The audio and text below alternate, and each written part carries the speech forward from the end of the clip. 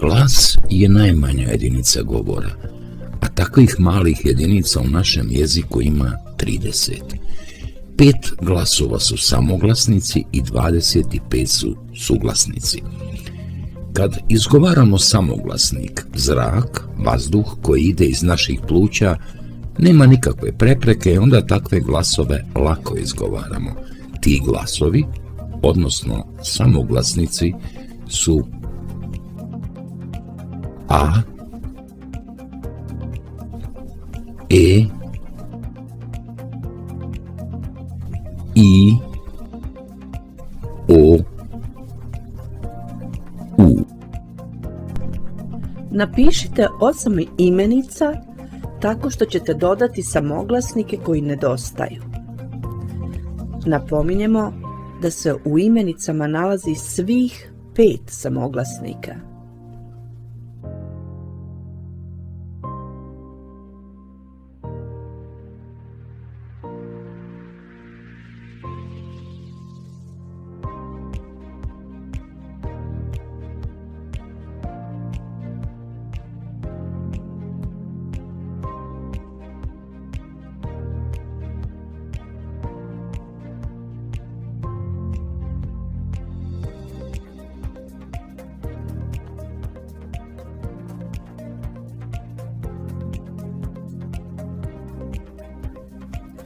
Skrivene imenice su motor, ručak, lopta, sunce, glava, jesen, maska i papir.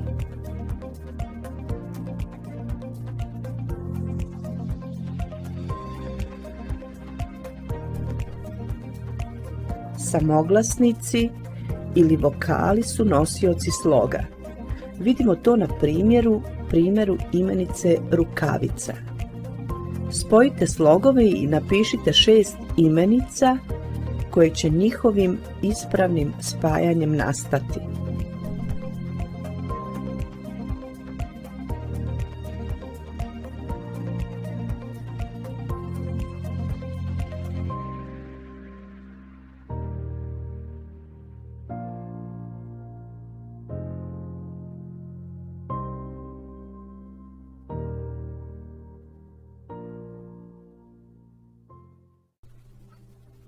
Ispravno je bilo napisati krevet, globus, leptir, prozor, šampon, razred.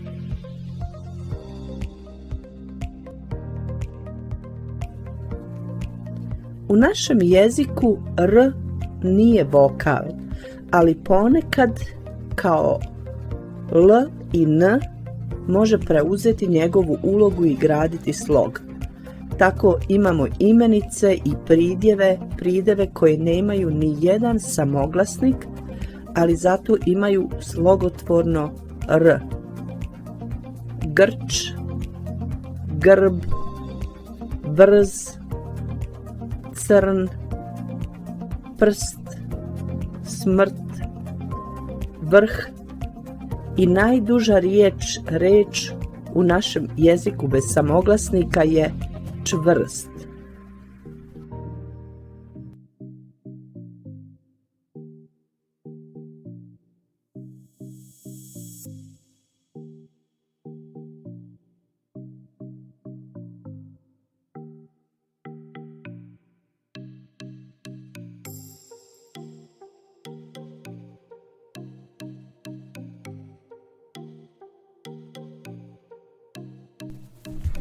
Mi smo jedina bića koje mogu da govore, a za to je zaslužan naš govorni aparat kojeg čine usne, jezik, zubi i nepce.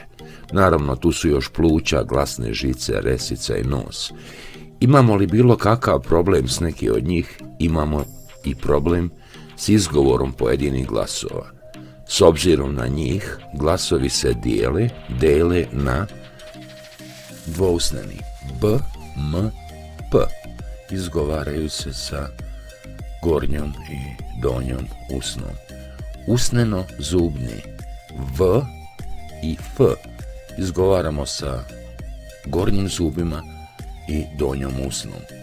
Zubni, zubni, d, t, s, c i z. Nadzubni, r, l, nj. Na prednjem nepcu izgovaramo j, lj, nj, č, ć, dž, đ, ž i š. I na zadnjem nepcu izgovaramo glasove k, g, h. Glasovi s i z kad se nađu ispred prednjonepčanih glasova prelaze u ž i š. Imamo glagol voziti, vožnja i onda z prelazi ispred nj u ž, vožnja. Kositi, kosnja, košnja. Isto tako n ispred b i p prelazi u dvousneni m. Imamo imenicu stan, stanbeni, kaže se ispravno stambeni. Prehrana, prehranbeni, ispravno se kaže prehrambeni.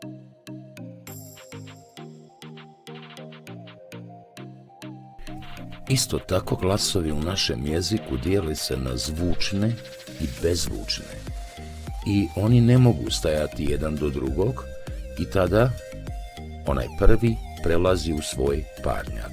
Parnjaci su b i p, g i k, d i t, đ i ć, ž i š, z i s i dž i č. Glasovi f, h, c su bezzvučni, ali ne utiču na ovo jednačenje po zvučnosti. Naravno, sada ćemo pokazati kako se vrši jednačenje suglasnika po zvučnosti, odnosno kako jedan glas prelazi u drugi, odnosno u svoj parnjak. P prelazi u p, vrabac, vrabci, ispravno se kaže vrapci. K prelazi u k, drugi, drukčiji, drukčiji. D prelazi u t, gladak, glatka, kaže se glatka. Z prelazi u s, nizak, niska, ispravno je niska. Ž prelazi u š, držati, drška, ispravno je drška. Sada ćete ovih 5 rečenica napisati ispravno. On je klupski trener, moram zadaću ispisati, torta je slatka, slonica je teška, mora jedan krug optrčati. U svakoj rečenici imate po jednu grešku, a dole će vam pomoći ova tabela gdje imate zvučne i bezzvučne glasove da napišete rečenice ispravno.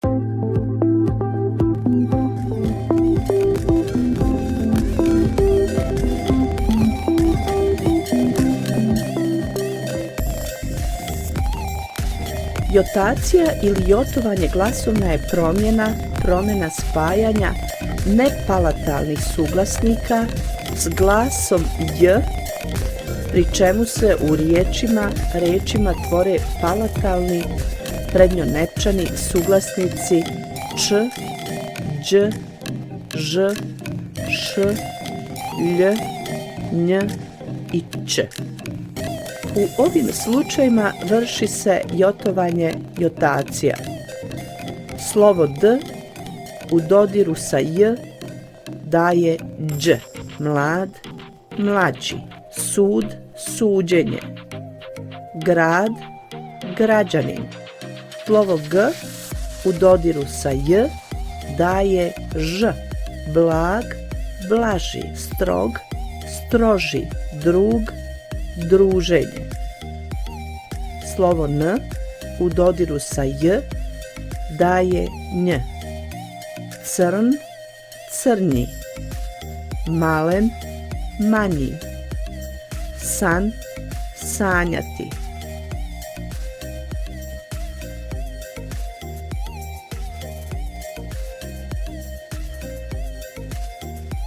Napišite rečenice tako da od pridjeva načinite komparative kako biste i sami uočili glasovnu promjenu jotovanja, odnosno jotaciju. Prva rečenica glasi: list je tanji, a pomoć za ostale rečenice imate ispisane crvenim slovima.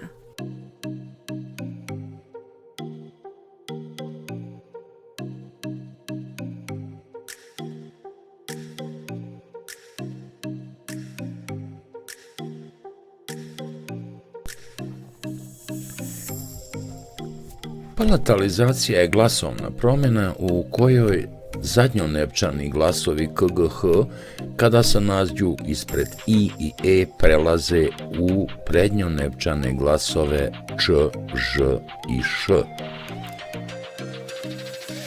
To se događa kod imenica jednine u vokativu koji se završavaju na KGH. Vojnik, vojniče, smiri se.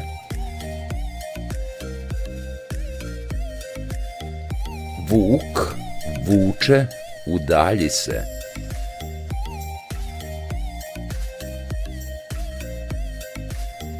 G prelazi u Ž i kod imena. Predrag, predraže, zaustavi se. H prelazi u Š. Duh, duše, nestani. To se događa naravno i kod mnogih izvedenica da KGH prelaze u ČŽŠ. Imamo oblak, oblakić, oblačić, na nebu je oblačić. G prelazi u Ž, krug, kružić. H prelazi u Š. Imamo imenicu prah i izvedenicu prašina, podigla se prašina. Kod glagola u prezentu čija se osnova završava na k, g i h. Peku, pekem, pečem, ja pečem meso. Ponekad i glasovi c i z prelaze u č i ž. Tako je ptica, ptičica, ulica, uličica. Vidimo da c prelazi u č, kao i kod imena Ivica, Ivičin, Zorica, Zoričin. Vitez, viteže. Najčešće greške događaju se kod umanjenica. Tako da često čujemo majkica, nogica, rukica, što nije ispravno. Ispravno je majčica, nožica, ručica.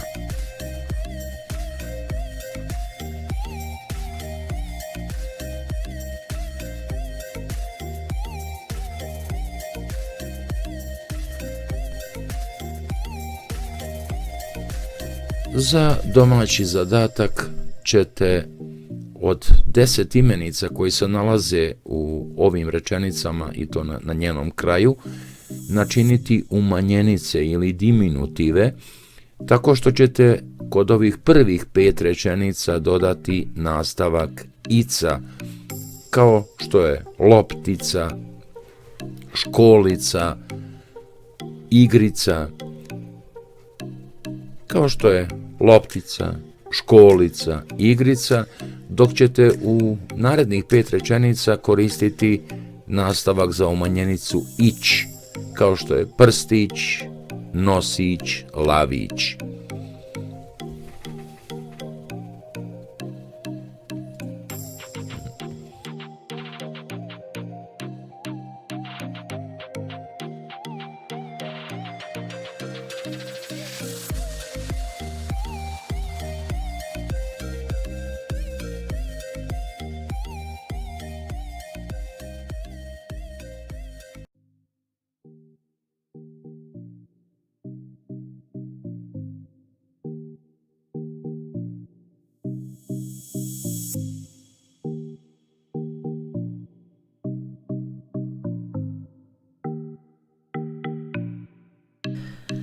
Sibilarizacija je glasovna promjena u kojoj zadnjonepčani suglasnici k, g, h ispred samoglasnika e i i prelaze u zubne samoglasnike c, z, s.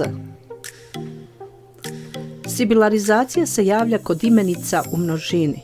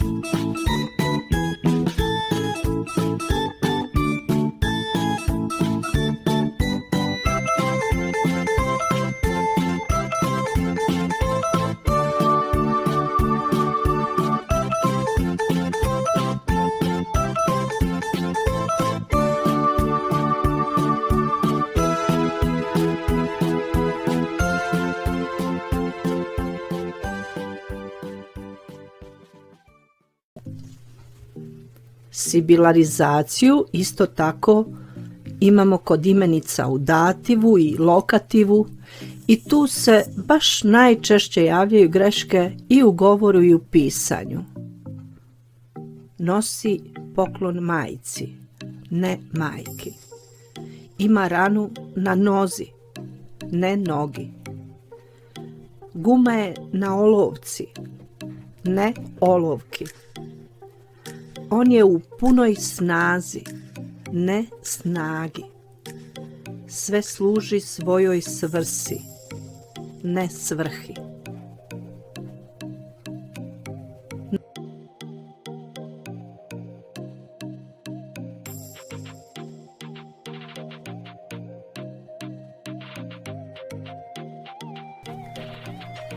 Naravno, sibilarizacija se ne vrši kod svih reči.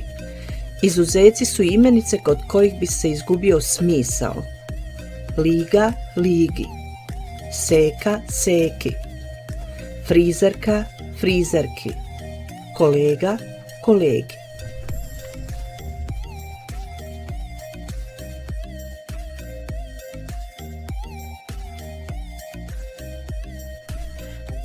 Kod imena Jovanka, Jovanki, a ne Jovanci, Bosanka, Bosanki, Milka, Milki, a ne Milci, Slovenka, Slovenki.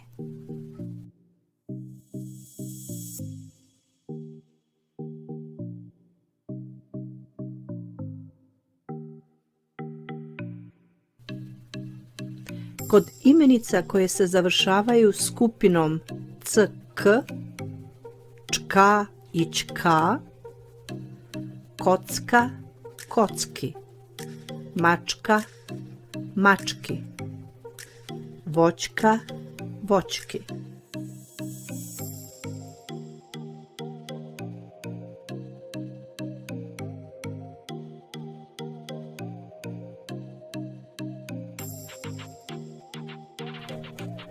kod imenica koje se završavaju na ska, nka i tka, maska, maski, crnka, crnki, lutka, lutki.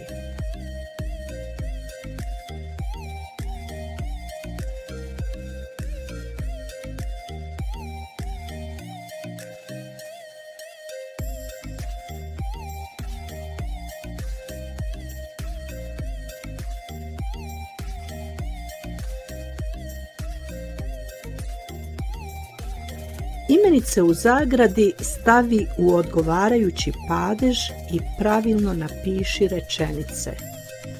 Sat je na ruka. Raduje se svojoj uloga. Bole ga bubreg. To piše u poruka. Tvrdi su orah. Bila je u banka.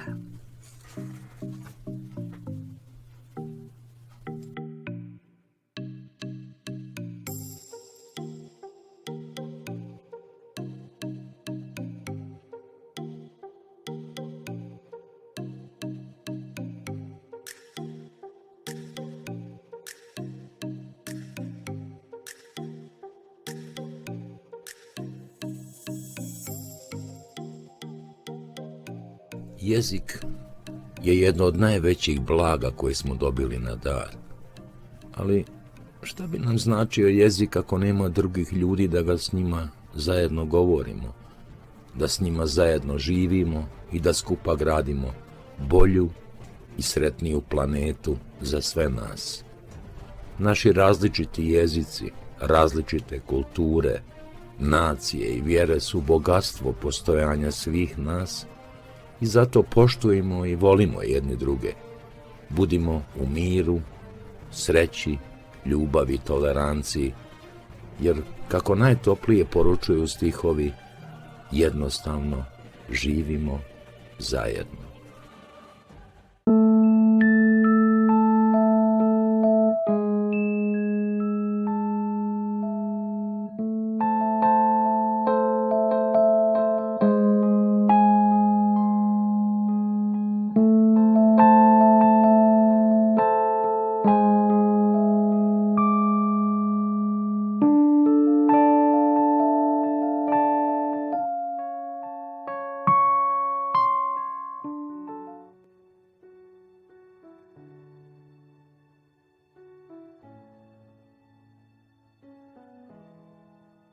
Živimo zajedno. Živjeti zajedno znači čuti i razumjeti jezik kojim govorimo. Živjeti zajedno znači ostati svoj, a istodobno se prilagoditi drugima. Živjeti zajedno znači voljeti i poštivati one koji su drukčiji. Živjeti zajedno znači naučiti biti zadovoljan. Živjeti zajedno znači uvijek iznova pronalaziti ljubav i podršku u svojoj obitelji i porodici. Živjeti zajedno znači zračiti ljubav prema svemu što nas okružuje. Živjeti zajedno napokon znači shvatiti da su izvori sreće u nama samima i da se ti izvori napajaju kad svoju sreću dijelimo s drugima.